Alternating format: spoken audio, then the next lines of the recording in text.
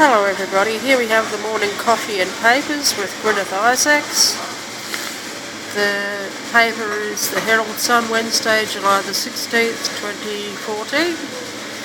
And the news of the day from the Murdoch Press. Killer's dirty secrets. Gerard Baden Clay has been jailed for life.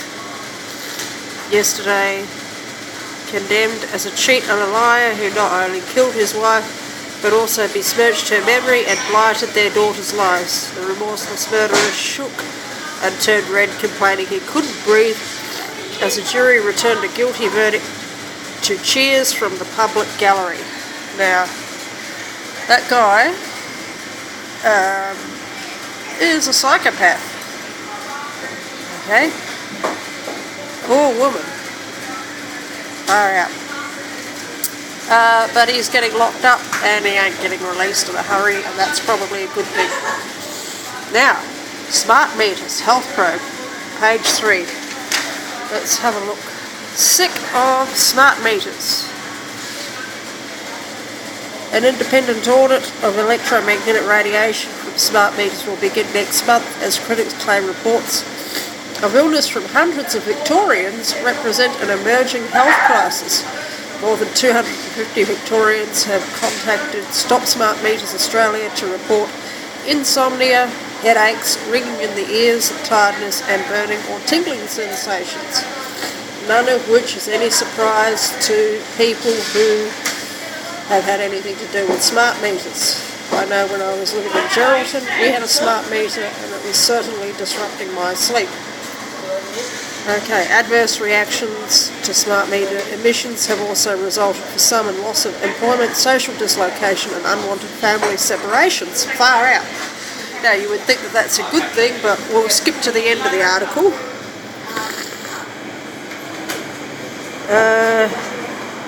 The Director for Australian Centre for Electromagnetic Bioeffects Research, Professor Rodney Croft, said there had been no convincing demonstrations of health effects from mobile phones, which are 100 times more powerful than smart meters. Yeah, but mobile phones operate on a different frequency, and when you're looking at the bioeffects of radiation, you've got to think of the effects as well of the frequency and not just the strength of the signal. But what's really interesting is who is involved in this inquiry. Energy Minister Russell North said the government expects that smart meters will be shown to operate well within the Australian Radiation Protection and Nuclear Safety Authority standard, ARPANSA. So they've made up their mind of what the outcome's going to be. In other words, the whole investigation's going to be a whitewash. So it looks as if something's being done and nothing's being done, basically. Okay. Now, watch out for this guy. Bewigged caravan thief on the move. A serial caravan thief who is known to wear disguises including a reggae-style beanie with brown dreadlocks is targeting caravans parked at homes in Melbourne's outer suburbs. Far out. What else is in the... Oh, this... Yeah. Listen guys, if you want to find out about this, just do an internet search, alright? This is all under fair use, by the way. Okay? Are you expecting anyone? No, I'm fine. I'm just doing... Yeah, that's fine. I'm just doing a podcast of the news of the day. Morning coffee and papers. Okay, here comes Rickett Clive Farmer. They hate him. Okay. I'm just going to skip through this whole article, but I'm going to focus on the reason why they hate Clive Farmer. He's going to do away with the carbon tax. He won't support fees to see a GP. He won't support increasing the pension age to 70. He won't support scrapping the school kids bonus. He won't support scrapping the low-income superannuation contribution scheme. He won't support scrapping the payments of children of war veterans. And he won't support abolishing the Australian Renewable Energy Agency. And he won't support the paid parental leave scheme, which is basically a slush bucket for the rich. Now,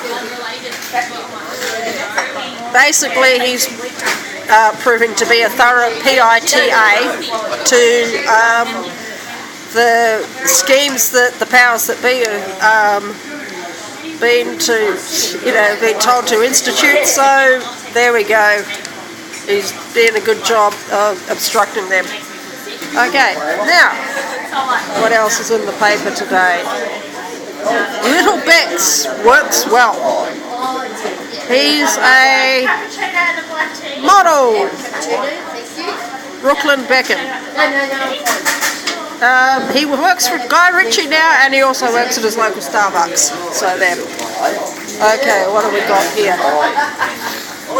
Median house price. That's $658,000. Far out. Okay, what you need to do, alright, is times that by 8 I've got the hot chocolate to see how much money you need to be earning to pay that off. Okay? So 67 times that, it's too much for my maths brain in the morning. I'll have to figure it out later.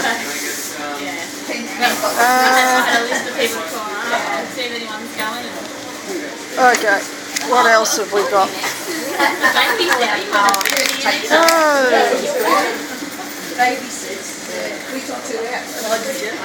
Free tickets leads AFL's welcome to foreign fans. Woohoo! I wonder if I can get free tickets to the footy because I'm a New Zealander. Here's a funny one for you. Tired Roo rest spot. Kids, the kangaroo isn't dead, it's just flat out. Ha ha ha ha ha ha ha ha. Funny. You're supposed to laugh at that one.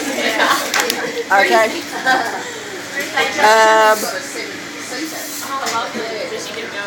Wow, what's this? War on bigots. Bendigo tackles racism. Bendigo residents have been urged to take selfies posing with their hand on their heart to show the city will not tolerate racism. In light of the recent backlash against a planning application to build a city-first mosque, the Australian Human Rights Commission wrote to Bendigo Mayor Barry Lyons asking the council to sign up to its anti-racism campaign, Racism, It Stops With Me. More than 170 organisations throughout Australia have already made a commitment to nurture a respectful and inclusive community. Bendigo residents have been asked to post their selfies on the social media saying the hashtag #ItStopsWithMeBendigo. Councillor Lyons says he would not tolerate racism in the community and he expected residents would not either. Now, as I have said many times before, if you want to know what Islam's about, read the Quran. Okay? I urge people to read the Quran. Find out what Islam's about and then decide if you really want to have a mosque in your community. Okay. Alright, now, just not going to bother with my... Oh, here's a funny cartoon. Clive Palmer. Woohoo! There we go. Why do people run with such creatures? There we have Joe Hockey. There we have Tony Abbott with his trademark red Speedos. Okay. There we are. And there's Clive Palmer. Good on you for throwing a spanner in the works, Clive. More about Clive Palmer. Gee, isn't he popular? Egypt seeks peace. World on watch for ceasefire. Israel.